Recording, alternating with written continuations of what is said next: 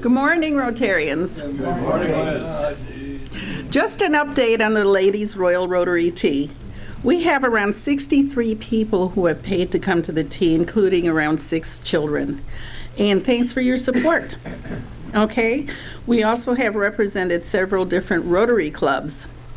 Our club, the Clock Tower, Fair Lawn, Medina, Sunrise, Cuyahoga Falls, and the Manaway clubs. So it'll be a successful tea again. Thank you.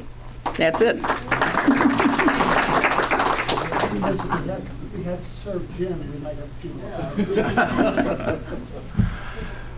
few. Okay, Ron, Gail, and Evan, update on the gala.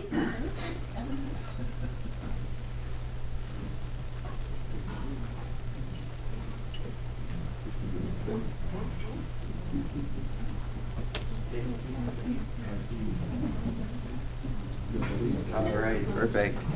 Good morning, Rotarians. Good morning, Evan. All right, I'm going to pass on the torch to Ron Strobel this morning to tell you about the gift of the week.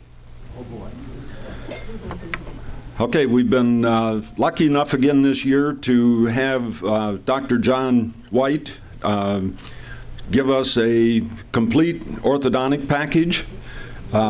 The value is $6,250, and that includes everything from the initial visit all the way through all the braces or Invisalign. And he provides the entire thing, so there is no cost to the individual at all. So if you have a child, grandchild, great-grandchild, or if you yourself or one of your adult friends needs some orthodontic work, this is an excellent opportunity to get that package. He's one of the top 10 in Ohio for the Invisalign package, and he's one of the top 50 in the United States for doing the Invisalign work. Yes, Rich? You said that was available last year too? Yes, it was. And how did that go across, Ron? The first year, it went across real well because we had 2 people in the audience, one of whom attended specifically for that package. And we got close to $5,000 for it that year. Last year was not so good because we didn't have people in the audience that were needing orthodontal work or weren't aware of it. Last year we didn't have any advertising until after the event. The year before that, when we got more money for it, we had articles in the Hub and pictures of Dr. White. And so that's the main thing, is to get the word out to people that might be interested so that we can get multiple people bidding on it. Was there a minimum on that? Pardon me? A minimum. No minimum? No. Although we did pull it last year because it didn't, the bidding was very slow, so we pulled it, and then we had somebody in the audience afterwards came up and bought the package.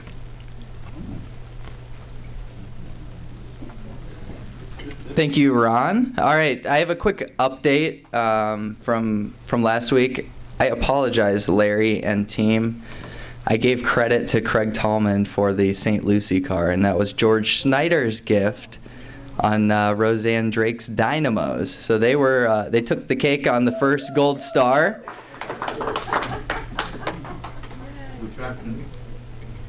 All right, so moving forward, that gift of the week, Ron Strobel was the man that brought that in, and that led his team to a victory this week. So Brad Nelson and his nabobs are the winners this week. So what that means, Brad, is you get to share with us some words of wisdom. The floor is yours. No words. No words of wisdom. All wrong. That works, I guess. Than that. It's all about putting you on the spot. So there's a recap, and again, I apologize, Larry and team. If it's a close battle at the end, I'll probably give you the invite to the pizza party too, so keep chugging along. As far as our goal, we set a goal of $65,000 in gifts and donations, which is comparable to what we received last year. And right now, through 2 weeks, we are just shy of $18,000. So we've got some work to do. I know that a lot of you have discussed your donors with me, so thank you very much. Let me know if you have any questions. Again, the deadline is April 15th, and the gala is on May 13th. Thank you very much.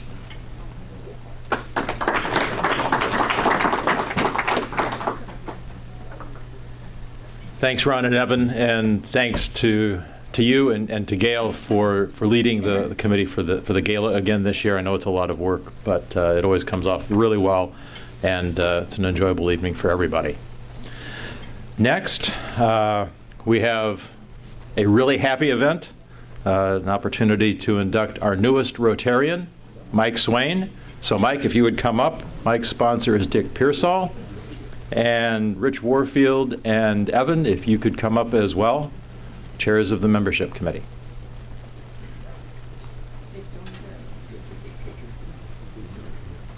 Do you have the badge? Evan. You have the badge? Where do you want me? Over there? Right over here is fine.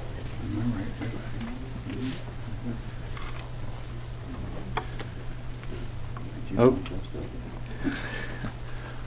Okay, it's our privilege and pleasure and honor to induct our newest member of the Rotary Club of Hudson, Mike Swain.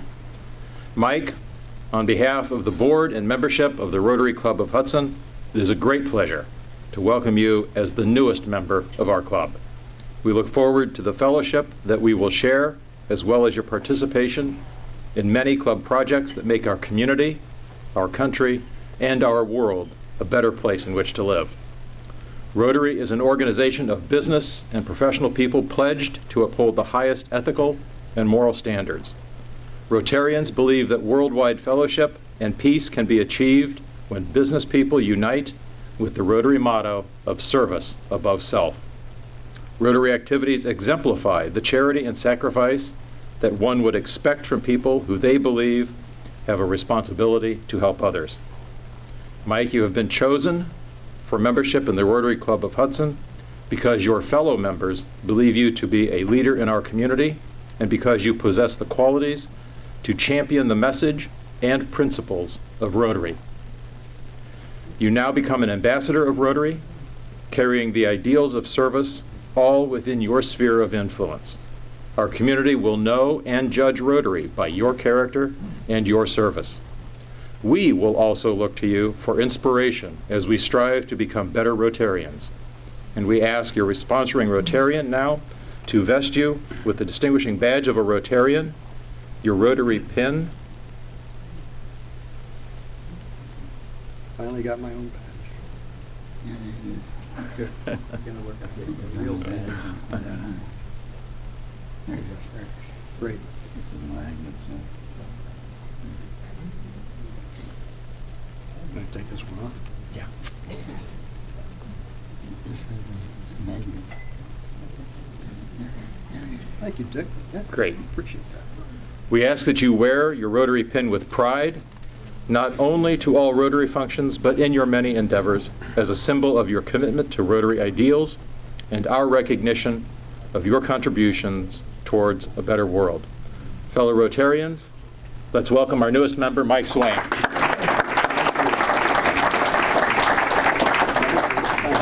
Thank you. David, thank you. Thank you, Mike. And if you'd like to spend a couple minutes and tell us a little bit about yourself and what drew you to the Rotary Club of Hudson, we'd enjoy hearing about it. Be glad to. Thank you. Thank you. And first of all, I want to thank all the membership and the board for accepting me as a new member. I appreciate it, and I appreciate your hospitality over the last few months while I've been stumbling around at the meetings trying to learn about Rotary and learn my way around, and also mooching off the breakfast and so on. So thanks very much. I do have a few slides. Joe had asked me to go through There we go. See if we get this working. Yeah, Joe had asked me to do a quick biographical sketch so that it would help introduce myself to you and help you get to know me a little bit better. So here we go with that.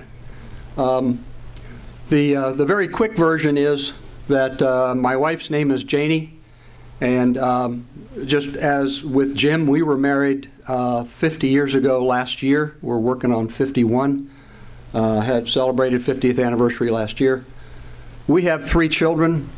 They're all married, and each of them have 3 children. So that means we call them 3 squared, but we have 9 grandkids, ages 2 up to 20, and the oldest one is a senior or a sophomore at Ohio State. We've lived in Hudson for 30 years, kind of off and on, and I'll explain that in a minute.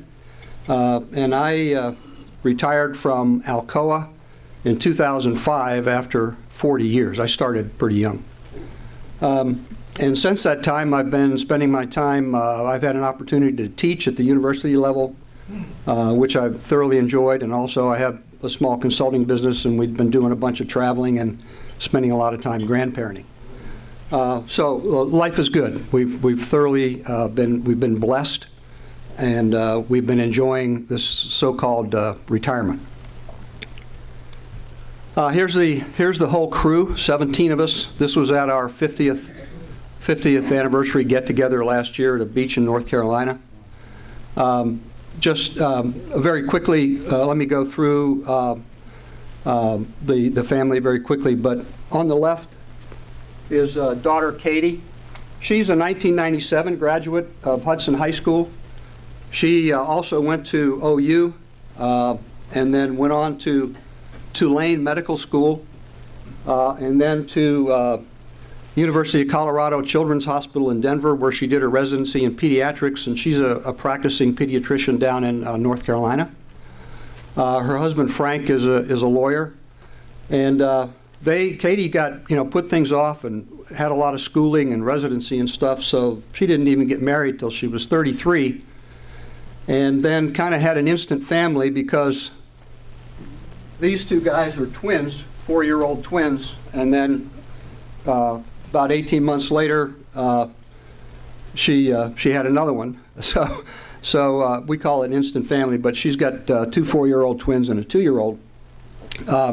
Son John is a 1993 graduate of Hudson High School, and I think that was the first graduating class for what we call those of us who have been around for a while call the new high school.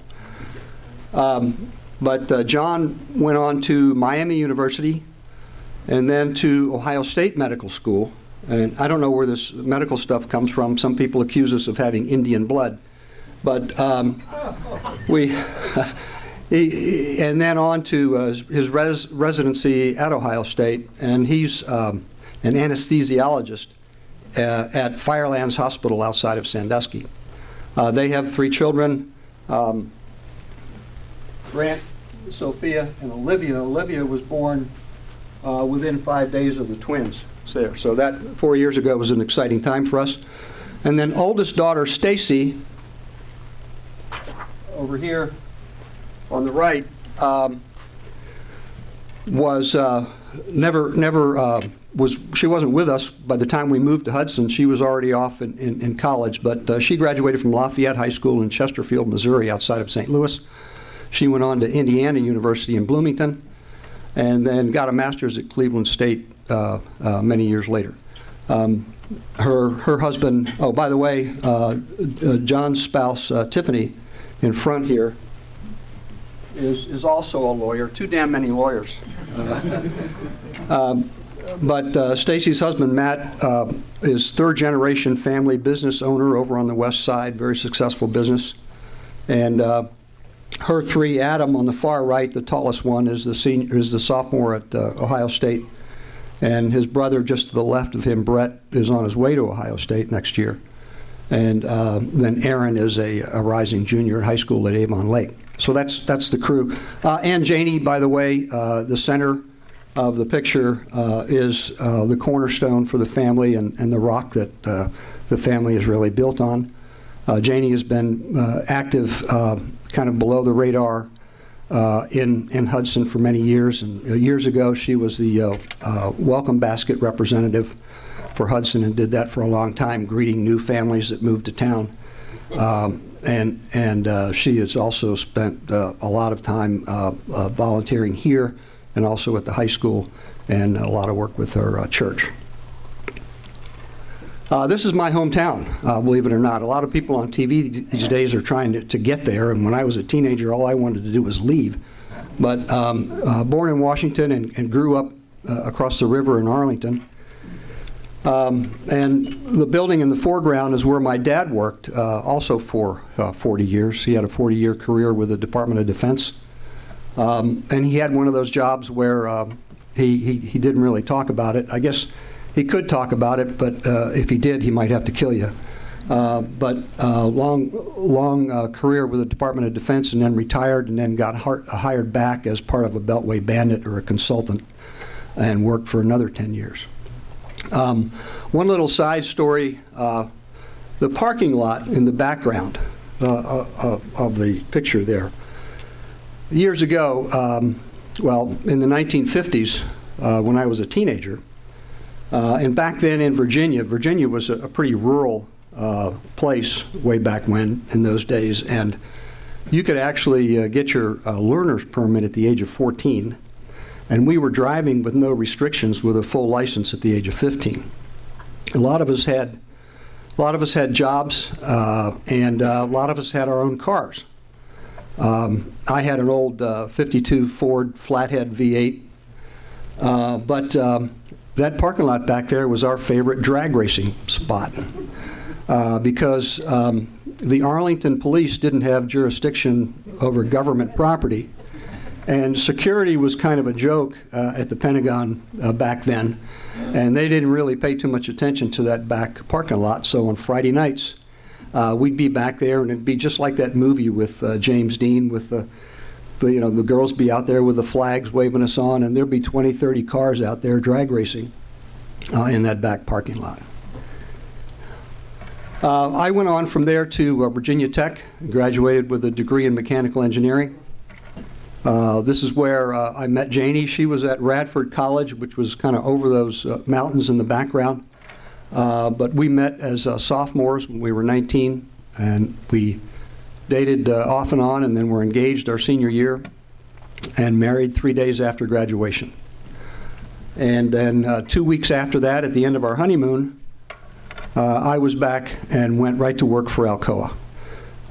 No backpacking trips trying to find ourselves in Europe or any of that stuff. It was like, honeymoon is over, you go to work, and that was it. And that was the beginning of the 40-year career.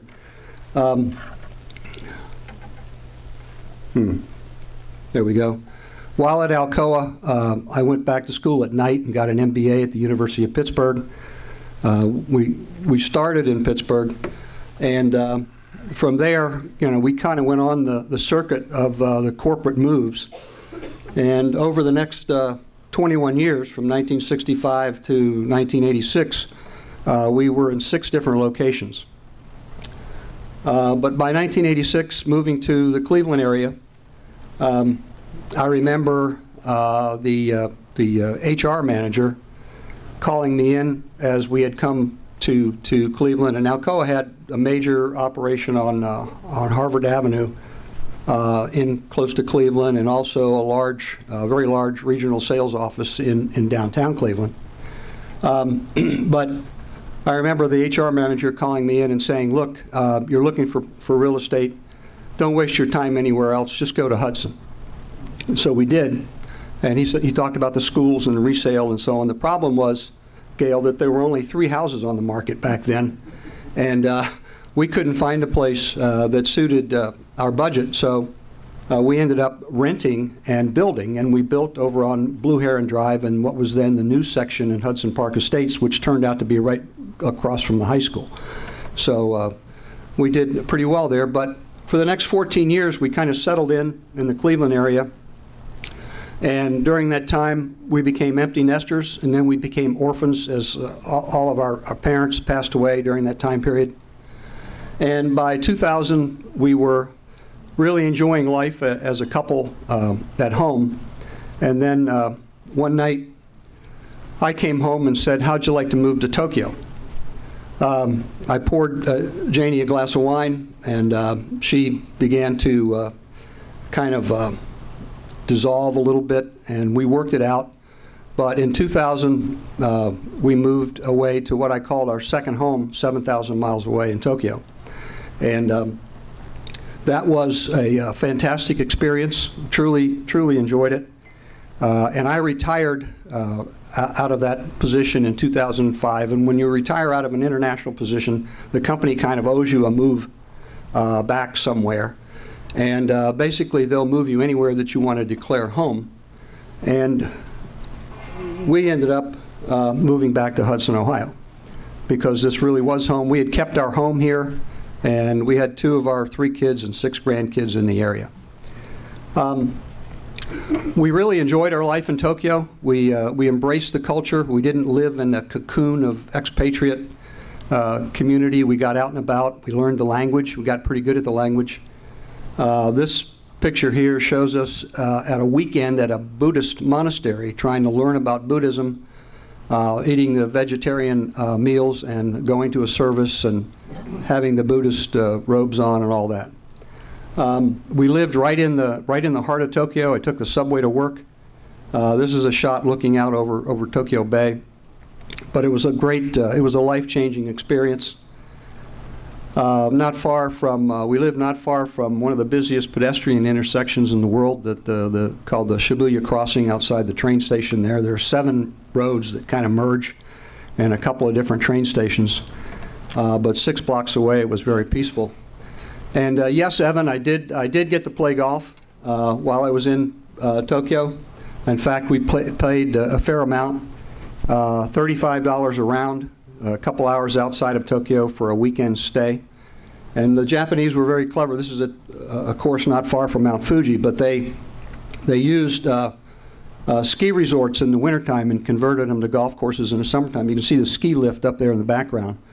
And this particular one was a pretty radical dogleg left. And if you can see my stance, Evan, I'm set up there to not do my natural shot, which was a slice. One of the things that happened, I'm almost finished up, this is the slide before the last one. One of the things that happened while we were in Japan was that I got involved with my alma mater, Virginia Tech, in their study abroad program. And this involved hosting groups of students over and setting up company visits for them and touring them around Tokyo, which I thoroughly enjoyed. We did this for several years while we were there.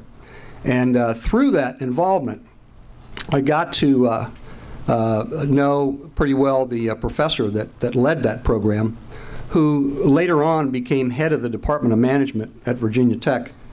And so in retirement, this is the last slide, I was invited to come teach as an adjunct instructor at Virginia Tech in their MBA program, which it's quite an experience to get invited back to teach at your alma mater. And I did that for 7 years. And I taught a course called International Management, thoroughly enjoyable.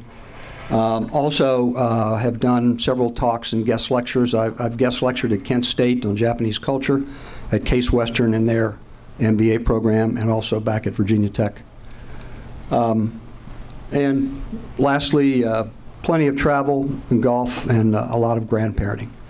But thanks for bearing with me. Again, it's a pleasure to be part of a Rotary. Thanks very much, you guys. Appreciate it. Thank you. Thanks. Thanks, Mike. Certainly an interesting life, and we'll certainly enjoy having you as a member of our Rotary Club. Next, continuing our speaker series for the month on government, the introduction of Senator Frank LaRose by George Snyder. Good morning, Rotarians. Good morning, George. As David said, we are concluding this morning our month-long series on government with a visit from Senator Frank LaRose. Frank was born and raised in Northeast Ohio. He was a graduate of Copley High School. After high school, he enlisted in the U.S. Army. where he served for the next 10 years. Frank attained the rank of Sergeant First Class, served first with the 101st Airborne Division in Kosovo in the U.S.-Mexican Border Counter-Narcotics Task Force. He then served on the U.S. Special Forces A-Team as a Green Beret in Morocco, Oman, and Iraq. And Frank, for his service, was awarded the Bronze Star.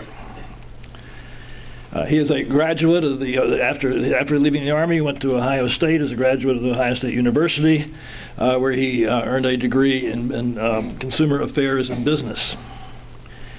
Today, he represents the Ohio 27th Senate District, which includes portions of Summit County, Stark County, and all of Wayne County. He serves as chairman of the State and Local Government Committee, also serves in the Joint Committee on Agency Rule Review, the Agriculture Committee, the Finance Committee, the Financial Institutions Committee, Government Oversight and Reform Committee, Transportation, Commerce, and Labor Committee, and the Finance Subcommittee on Workforce, and that is a lot of committees.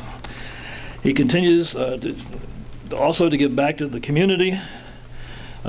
Frank serves on the board of directors of the Ohio History Connection, which is formerly the Ohio Historical Society. He is a junior vice commander of the Fairlawn VFW and is an executive board member for the Great Trail Council of the Boy Scouts of America. Frank himself was an Eagle Scout. He's married to Lauren LaRose, has 3 daughters, Hadley, Ellie, and Lainey. It is my pleasure to introduce him at this time, so please give a warm Rotary welcome to our Ohio Senator Frank LaRose.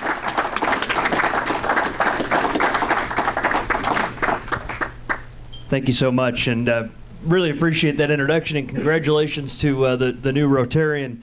I heard a theme, and I guess I should continue it. So I married a Hudson girl who graduated from Hudson High School in class of '99, I think it was. And so what I enjoy doing whenever I go to a meeting at the Hudson Board of Education, in that office there next to the high school, they've got all the old yearbooks. And so I pull down 99, 98, and I start snapping photos and sending them to my wife from what I find in the yearbook, and she is usually not very amused by that.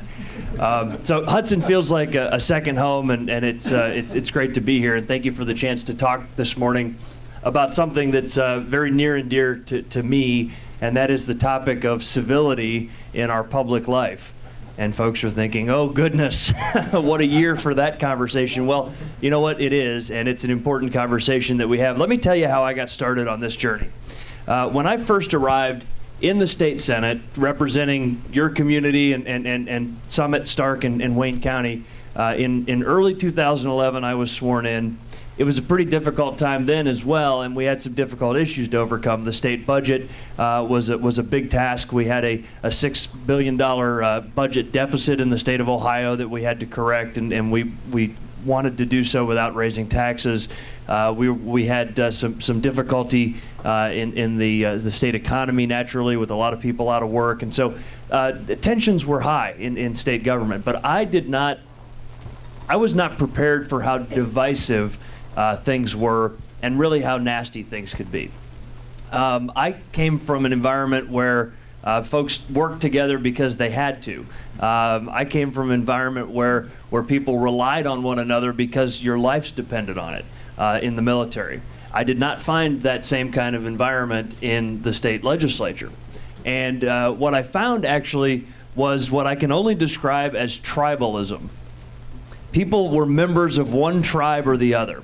There were 2 tribes, and there still are 2 tribes. You're a member of the elephant tribe, and you must go to war with the members of the donkey tribe every day.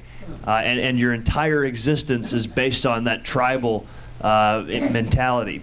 Well, that's not how I'm wired. I'm proud to be a Republican. I ran as a Republican. My values and ideals for governing generally line up pretty well with the Republicans, not all the time.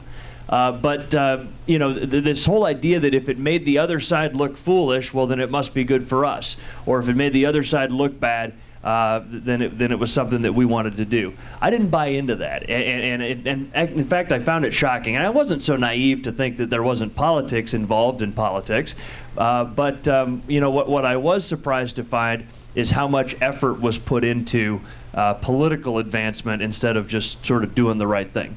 And I'm not saying that there are bad people that I serve with. In fact, the contrary. The men and women that I discovered when I arrived down in Columbus, Democrats and Republicans, were good people, still are good people. I serve with 32 other state senators and 99 representatives, a governor who I support, by the way, in his current endeavor, and the entire staff and everybody that works in state government, I found to be, by and large, good, dedicated people. I think that a lot of the problem is the way the system is structured, and I'll get into that in a few minutes as far as what I think are the contributing factors to why we don't have as much civility as we should have in government. But let's take a step back and think about the history of this, because I think it's often easy for each generation to think things are worse now than ever. We're going to you know what, in a handbasket, and woe is me, sky is falling, etc. And that's never really the case. Things have always been difficult in this world of government and public policy. Remember that there was a point in time where a member of the United States Senate was beaten nearly to death by a member of Congress on the floor of the Senate with a cane. Remember that there was a point in time where a vice president of the United States was in a pistol duel with a secretary of the Treasury, and they both later died of their wounds. Things have been bad before. Things have been uncivil before. It's not worse than it's ever been, but it is currently our problem to fix. And this thing ebbs and flows. There's times that government functions well, and folks are able to put country before party and put state before party. And then there's times that we tend to retreat to our corners and be more concerned about political victories and partisan gains. And it's our job to work to make sure that we can transcend that and get beyond it.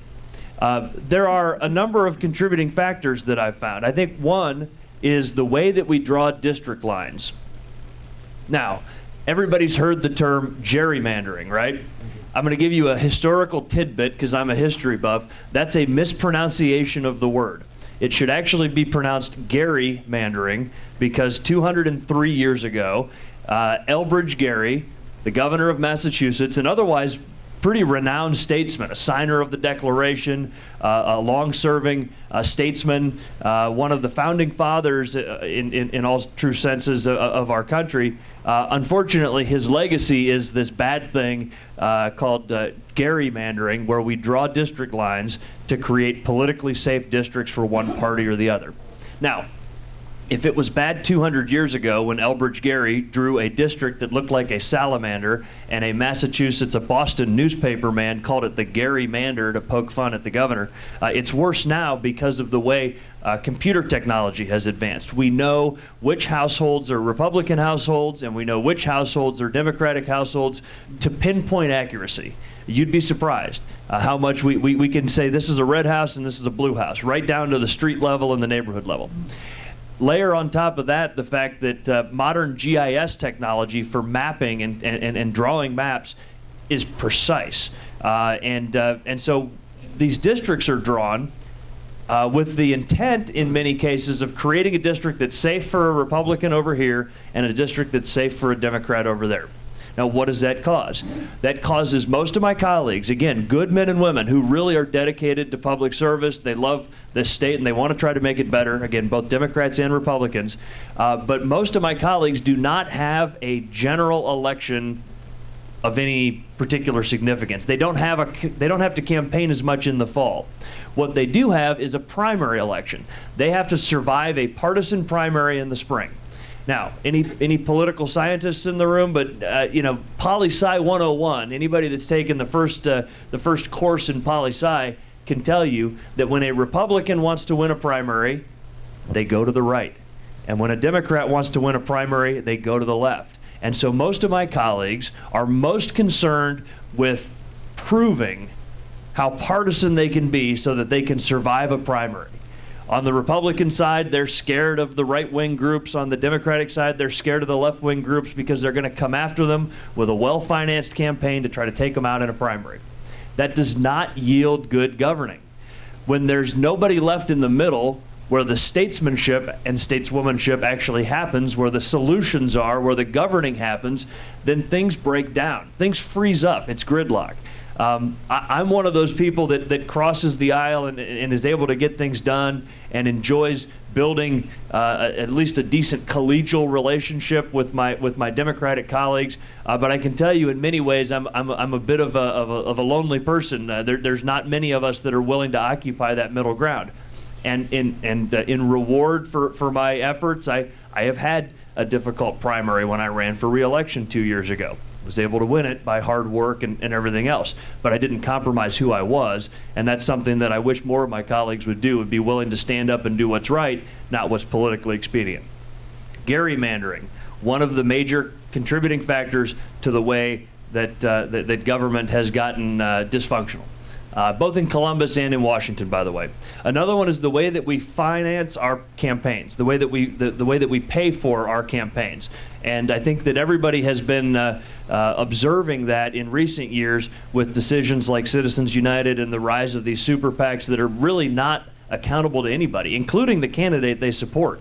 By law, the super PAC that supports candidate X is not allowed to coordinate with that candidate, and same thing, on either side. And so what you find is that the really nasty stuff, the really down in the gutter stuff, are done by these groups that really aren't accountable to anybody. You can't really tell who their donors are. You can't really blame anybody when they do underhanded things. And as long as they don't violate the law, they can continue to operate with impunity.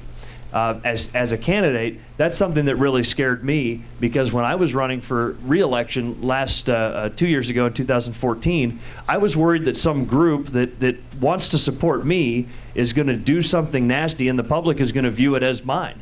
If some group wants to support me and run really negative ads against my opponent, there's really nothing I can do about it. It's a sort of a First Amendment right that they have, but in the eyes of the public, they're going to view that and they're going to think that that's my product. They're going to think that I've approved that or whatever else. And so the best way I've found to counteract that is just to make it publicly known that I don't find anything like that acceptable. And to the extent that groups are going to do that and try to support me, I'll speak out against it and I'll say, that's not something that I'm for. So what are we doing about it? Well, first of all, one piece of good news is that in Ohio last year, we approved overwhelmingly by 71% Issue 1, which changes the way that state legislative districts are drawn. That's a very good first step. We worked hard on that. In fact, that was a bill that we passed at 4:30 in the morning, and your mother told you that nothing good ever happens after midnight. Well, here is an example where your state legislature pulled an all-nighter. Honestly, we were ordering pizzas at 1 a.m. and brewing pots of coffee, and we got it done. But we were compromising, and yes, compromise is not a dirty word, by the way. You can do that in government. That's how statesmen and women solve problems. Compromise is not a dirty word. We were working to try to find the middle ground on that, and we passed it at 4:30 in the morning. And I gave a floor speech at 4:30 in the morning that was probably not very good because I was severely sleep deprived. But we got it done and the voters approved it. Now, the next step, of course, is now that we've fixed the way that we draw state legislative lines, the congressional districts needs to be the next step. And I've introduced a resolution, a bipartisan resolution. Yes, Republicans and Democrats can introduce bills together. And hopefully we're able to get that done and get that in front of the voters for approval here in the next year or two as well. Something else that I've been working on is this thing called the Civility Initiative. And I've been traveling around to state capitals around the country as part of this group called the National Institute on Civil Discourse at the University of Arizona. They were founded after the tragedy where Representative Giffords was shot. She survived, but as you know, others were killed in that incident. and it inspired the folks at the University of Arizona to try to create an institute to figure out why we can't talk to each other anymore, why we sort of retreat to our corners and sometimes resort to violence. And so that organization has funded these workshops around the country, and I've been one of the facilitators and traveled to several different state capitals and led these workshops. And there's a lot of things that come out of it, and it's actually a really neat experience. But I would say the one biggest takeaway is to just allow Republicans and Democrats to sort of get to know one another on a human level, to take the armor off and to sort of come out of their corners and meet on a middle ground and to learn to socialize together. And it sounds trivial, and you may think, oh, we don't pay you guys to be hanging out down there and socializing together, but there's something that's missing, particularly in a term-limited environment like we have in Ohio, where people just don't know each other. They come to Columbus, they make laws, they say nasty things about each other, and then they go home to brag about how many nasty things they said about each other. And that's not how you govern. I mean, in a representative republic, in a system where all of you pick a senator and a representative to go down to Columbus and do your work, we have to get to know each other as human beings, not just as red and blue. And so we've worked to try to organize some things like that. We did a bowling night. It sounds like the silliest thing, but we didn't tell. Nobody in the press knew about it. None of the lobbyists knew about it. We all just went bowling one night, and pitchers of beer, and we told BS stories and talked about our kids and grandkids. And it really, what you started to see is some cohesion among the members of the Senate, where we can call each other. We can call each other over the weekends and say, hey, that bill that we're working on next week, what do we need to do to make it bipartisan? How can we get your support? What changes can we make to make it something that we can all live with? That's happening, and that's something I'm proud of, bit by bit, as we work through these difficult issues that we face. One last thing, and then I'm going to get to questions real quick because I know that I need to respect the clock back there. I think it's particularly important for this topic with community leaders and opinion leaders like yourselves. I think, as well know, Rotarians in many ways are the leaders in their community and their businesses, and the four-way test is a model for civility. And I think that in many circumstances, for Rotarians, it's about how you conduct yourself in business and that kind of thing. But the same thing applies to government. If our folks in state government, federal government, and local government would think about these items right up here, then it would definitely make for better government. And it's not just about being nicer to each other. This is something else I try to reinforce with people. Civility makes for a better work environment. It's friendlier, but it's not about that. It's about better government. When we're civil, when we can work together, we serve our citizens better. We're able to solve problems together. And so it's not just about being nicer to one another, it's about being more effective as statesmen and women who are charged with this important job that we do for each of you. In far too many cases, people in government, instead of saying, is it the truth, they think, well, can I get away with it? Or is it something that I can pass off as the truth? Is it fair to all concerned? What they think about is, well, will it help? Is it beneficial to my party? Will it help me advance my political agenda? Will it build goodwill and better friendships? In many cases, it's more about will it bring credit to me? Will it get my name in the newspaper in a way that is beneficial to me? And then will it be beneficial to all concerned? People think, will it? In some cases, unfortunately, will it benefit my supporters? I don't represent just the Republicans in my district. I represent 360,000 people. And so I don't care if it is beneficial to just the Republicans I represent, or in some cases, and I hope most of my colleagues don't think this way, but some people think, is it beneficial to the people that have supported my campaign? First of all, it's illegal to do that, but a lot of people do think that way. But is it beneficial to all concerned, not just people on my side of the aisle? The four-way test ought to be hanging on the wall in the state legislature or some form of that. Most of us should have learned these values at home from our moms and dads, from youth organizations like, for me, the Boy Scouts, and we have the Scout Oath and Law, which is sort of a similar set of ideas, from our faith.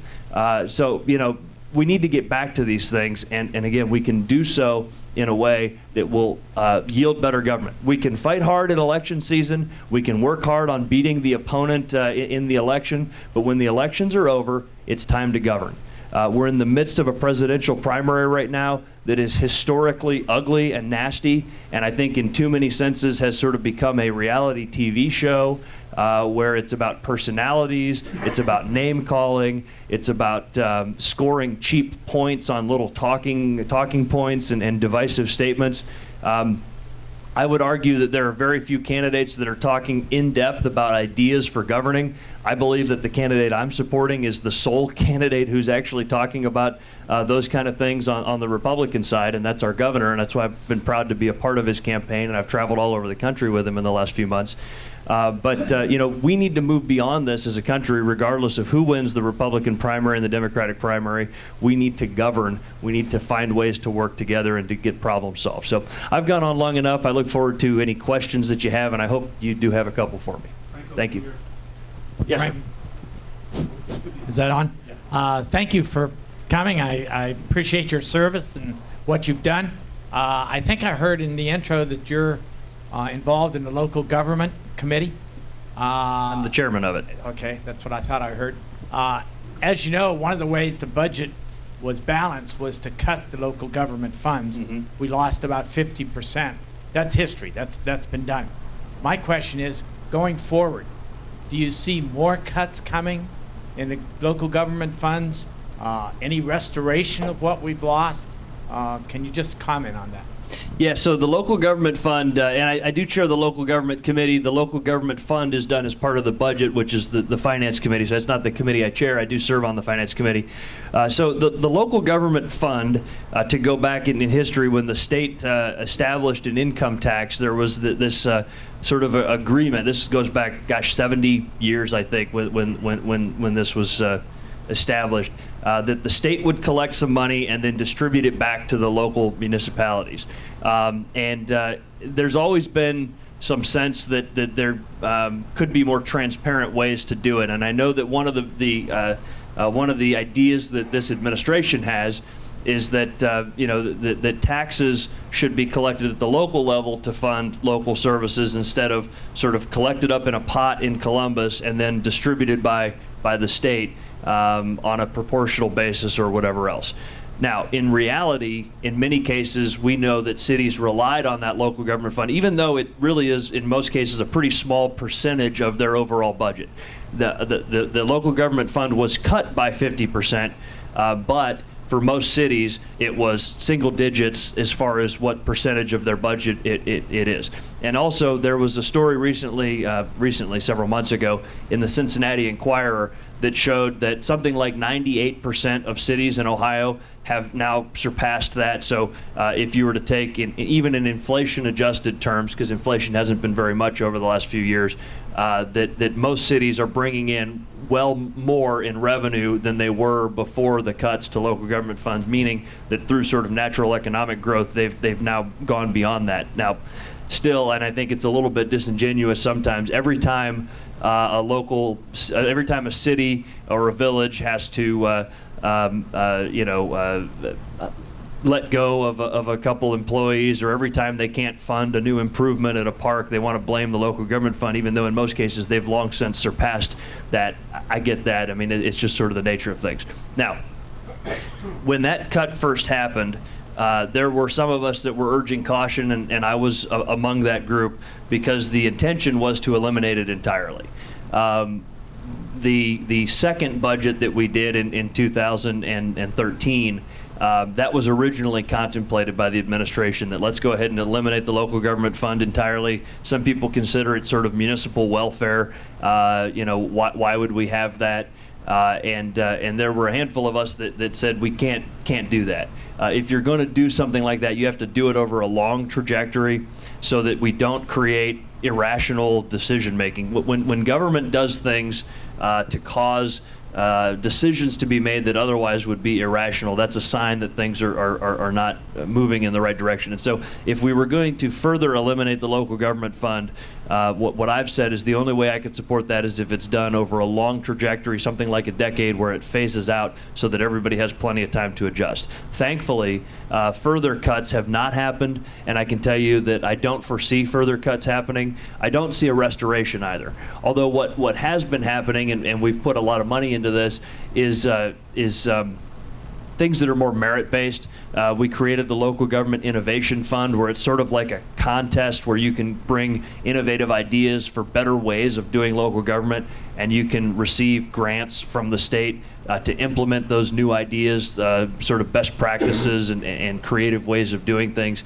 We've also reinvested in the state public infrastructure bond program for building water infrastructure and roads and that kind of thing, and that's something that we've made a significant investment in that really benefits local governments, and that's something that I'm very well aware of. It costs money to do government. Let's not kid ourselves. I believe in low taxes and limited government, and all that's great, but it costs money to do government and to do it right. And where local government is where the rubber meets the road. That's where services are delivered. That's where the garbage is picked up and the snow is plowed and the streets are policed and the parks are maintained, and all of that is very important. And so we have to be very careful and prudent as it relates to the budgets of our municipalities in the state. Yes, sir. Senator, thank you very much for your remarks on polarization. I think that's a terribly important subject. Several academics have concluded that it's authoritarianism that is taking over. One of the things in Ohio that bothers me is the current trend on trying to eliminate Planned Parenthood and impose a specific religious belief on others. Is that going to continue? Well, so I think that first of all, authoritarianism is an interesting way of looking at it. What I call the trend that we've seen is this sense that it's sort of all or nothing, and my way or the highway. You get these people that get elected and say, I won't compromise. I'm going to do I'm going to do exactly what I think is best, and won't find middle ground on things.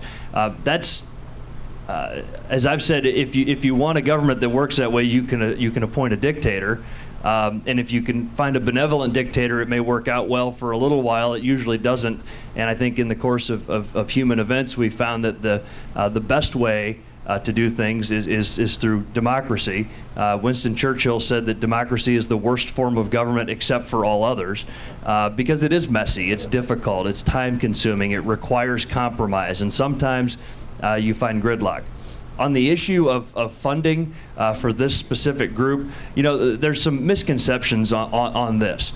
I can tell you that there was a large public outcry from a lot of people that sincerely believed that tax dollars should not go to this group that provides a service that many people find to be morally objectionable. What this group also provides, though, are things that people don't find morally objectionable, things that are very valuable for women's health in particular, sex education for children, things like STD screening and cancer screening, non-abortion birth control for poor populations that need it. So there are a lot of good things that this organization also provides. The amount of money that we're talking about is actually a relatively small dollar amount. It's a couple $1 million, if I recall right, and it's federal money that is given to the states for these women's health purposes. Now, that money has not been cut. It's simply been directed away from this one organization. And so federally qualified health centers, community clinics, some of these other organizations that can provide the same services, but that do not have the connection with providing abortions. The decision was made by a majority of the state legislature that we would reallocate that money to those organizations, and that's something that is here, to stay. I think as long as the majorities in the state legislature and the state and the governor is from my party. Now, what I will say is on this sort of sense of legislating morality, that this is something that I am very concerned about, and it's kind of funny to me that a lot of people who claim to be constitutional conservatives are happy to use the coercive power of big government to try to legislate their morality on other people. And that's something that I think is a very slippery slope, and it's an academically inconsistent view in a number of ways. Cultural questions are always emotional for people, and this is why social issues unfortunately occupy too much of our public discourse. Instead of the real nuts and bolts of government, instead of the sort of wonky, boring, but very important stuff, we end up talking about gay rights and abortion and guns and all these things that generate a lot of emotion, but really aren't the sort of the true day-to-day work of governing. I tend to believe in a live and let live kind of thing, and if it doesn't impact my life or the lives of my constituents, if people want to live a certain lifestyle, then I think they should be, in a free society, be able to live that lifestyle. So these morality issues are always divisive, and it requires a clear head and careful thinking. So, yep, thank you.